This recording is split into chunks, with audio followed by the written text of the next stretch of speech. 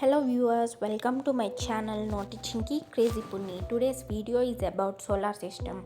The solar system is the gravitationally bound system of the sun and the objects that orbit it, either directly or indirectly. Of the objects that orbit the sun directly, the largest are the 8 planets, with the remainder being smaller objects, the dwarf planets and small solar system bodies. Of the objects that orbit sun indirectly, the moon too are larger than the smallest planet Mercury. The solar system formed 4.6 billion years ago from the gravitational collapse of a giant interstellar molecular cloud. The vast majority of the system mass is in the sun, with the majority of the remaining mass concentrated in Jupiter. The four smaller inner planets, Mercury, Venus, and Earth, Mars, are terrestrial planets being primarily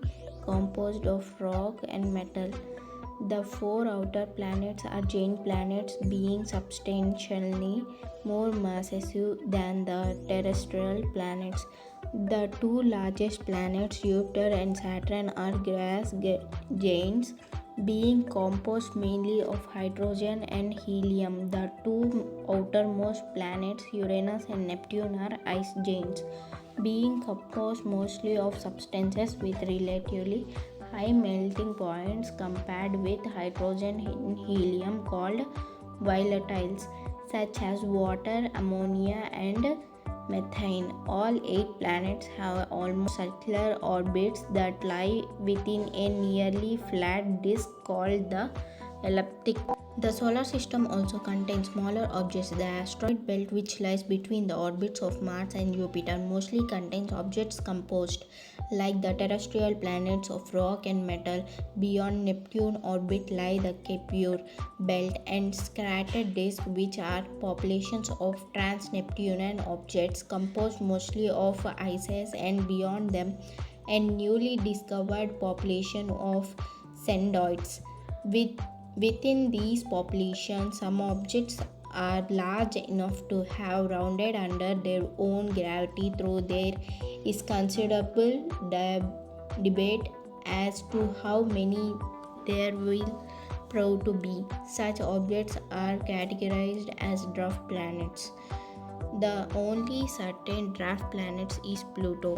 With another trans-Neptunian objects, Earth is expected to be, and the asteroid Ceres are least close to being a dwarf planet. In addition to these two regions, various other small body populations include comet centers and interplanetary dust clouds freely travel between regions. Six of the planets, the six largest possible dwarf planets, and many of the similar bodies are obtained by natural satellites, usually termed moons after the moon.